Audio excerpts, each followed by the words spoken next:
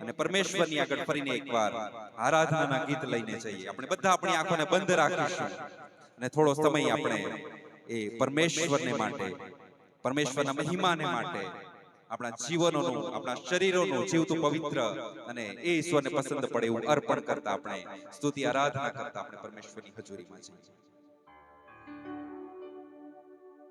દાઉદ રાજા કહે છે કે તું મારો આશ્રય છે ને તું મારો ગઢ છે, તું મારો ખડક છે ને તું મારો કિલ્લો છે. એ દેવ ફતેહ પમાડનાર પરમેશ્વર છે. સંકટના સમયે તું મિત્ર થઈને મારી મદદ કરે છે. એટલાને માટે ગીત કરતા પણ કહે છે કે તું મેરા શરણ સ્થાન, તું મેરા ગઢ है, संकट में मेरा दोस्त, मेरा प्रभु.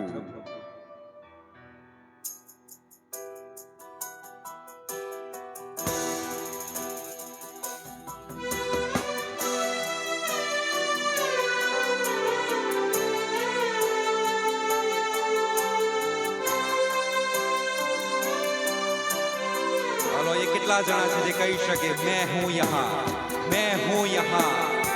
યશાયાને કીધું હું કોને મોકલું, અમારે સારું કોણ જશે? યશાયા કહે છે હું છું અહીં, હું છું અહીં. આજે વાલો આરાધનાના મારફતે પણ આપણે એક એક વ્યક્તિ કહી શકીએ मैं हूं यहाँ, પ્રભુ मैं हूं यहाँ. પ્રભુ મને મોકલ તારી સેવાને માટે.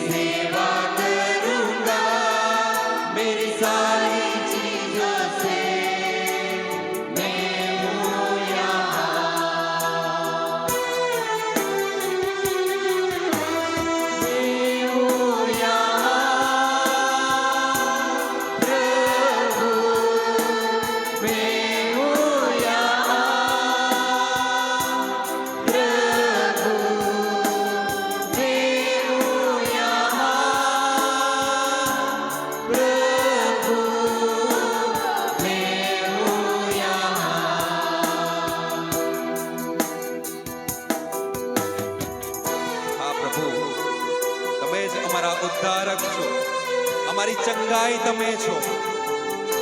સંકટના સમયે અમારું સામર્થ્ય, અમારું બળ તમે છો પ્રભુ. ઓ પિતા, યશાયા 53:5 કહે છે, 53:3 કહે છે તમારા 16 થી અમને સાજાપણું મળ્યું છે. માટે અમે કહીએ છીએ તમે અમારા ઉદ્ધાર કરતા છો. અમે કબૂલ કરીએ છીએ અમારા મુખેથી તું અમારો ઉદ્ધાર કરતા છે ને તું જ અમારી ચંગાઈ છે. ઓ ધન્યવાદ પ્રભુ. Thank you, Jesus.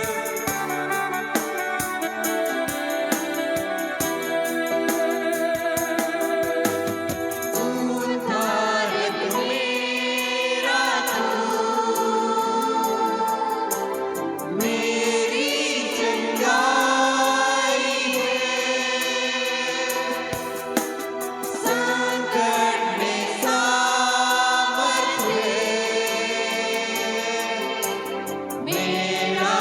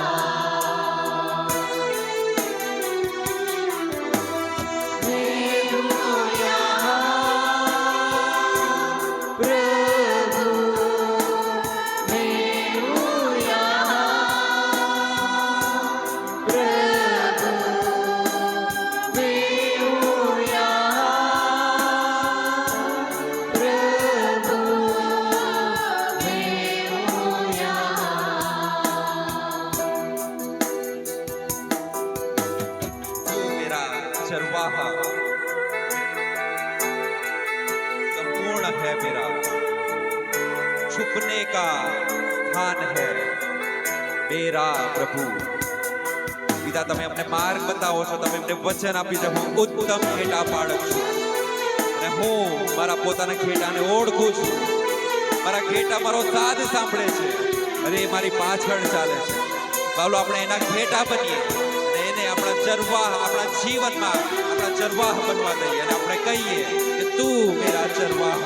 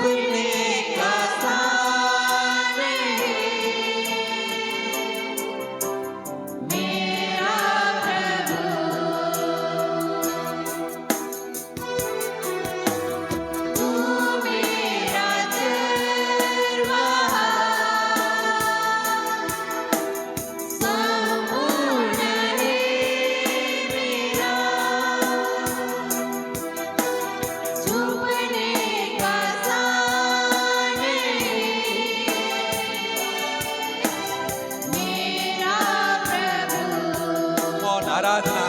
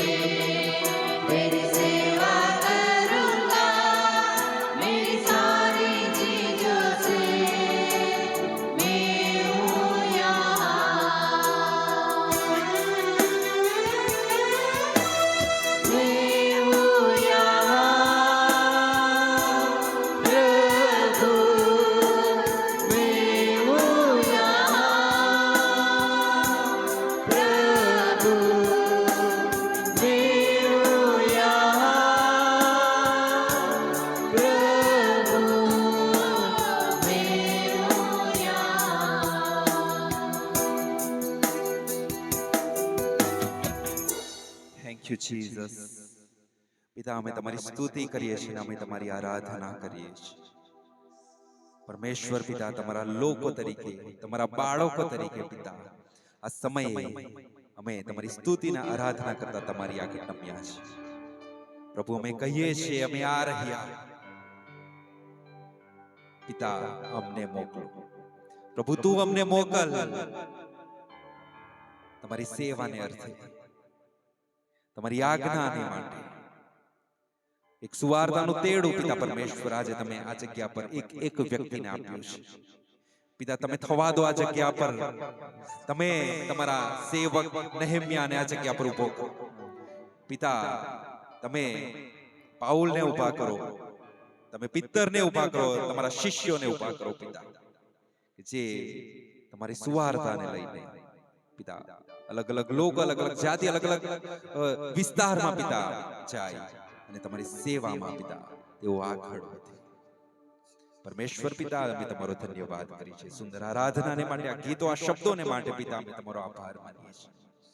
પરમેશ્વર અમારી આરાધનાને તમે માન્ય કરો પિતા। અમે પ્રાર્થના કરીએ છીએ આ સમયે ફરીને એકવાર અમે અમારી જાતોને તમારી આગળ લાવીએ છીએ। પરમેશ્વર પિતા તમે આજે અમારી સાથે વાત કરો પિતા, અમને તૈયાર કરો પિતા। ઓ પ્રભુ, મૂસા કહે છે હું બોલવે ધીમો છું, યર્મિયા કહે છે હું બાળક છું પિતા। આજે અત્યારે કોઈકને એવું કંઈક લાગી રહ્યું છે કે હજી પણ હું અસમર્થ છું પિતા। તમે અમારું સામર્થ્ય છો, બળ આપો, હિંમત આપો પિતા। યહોશુઆને તમે કીધું બળવાન તથા હિંમતવાન, કારણ કે મૂસા પછી તારી ઇઝરાયલ પ્રજાને લઈ જવાની છે। માત્ર જે નિયમ શાસ્ત્ર તને આપ્યું છે ને ડાબી કે જમણી કમ ફરતો ન પ્રભુ, એ જ પ્રમાણે બળ અને હિંમત પિતા આ જગ્યાએ પિતા એક એક વ્યક્તિમાં તમે આપો કે જે તમારી સુવાર્તા પ્રચારને અર્થે જાય ને પિતા પરમેશ્વર તમારી આજ્ઞાઓ પાડનાર બને, તમારા નિયમ શાસ્ત્રોનું મનન કરનાર બને, રાત અને દિવસ પિતા નિયમ શાસ્ત્રોનું મનન કરનાર બને, તાકી પિતા આમાં રહેલી બાબતો કાળજીથી, સાવધાનીથી પાડે અને ગીત શાસ્ત્ર 1 અને 3જી કલમ કહે છે એ પ્રમાણે નદીની પાસે રોપાયેલા ઝાડના જેવો પિતા અહીં ઉપસ્થિત એક એક વ્યક્તિ બને જે ઋતુ પ્રમાણે ફળ આપે. પિતા તમે વચન આપ્યું છે યોહાન 15 અને 16 માં, જાઓ અને જઈને ફળ આપો. મેં તમને પસંદ કર્યા છે માટે જે કંઈ પણ તમે મારા નામે માંગશો એ તમને પૂરું પાડવામાં આવશે.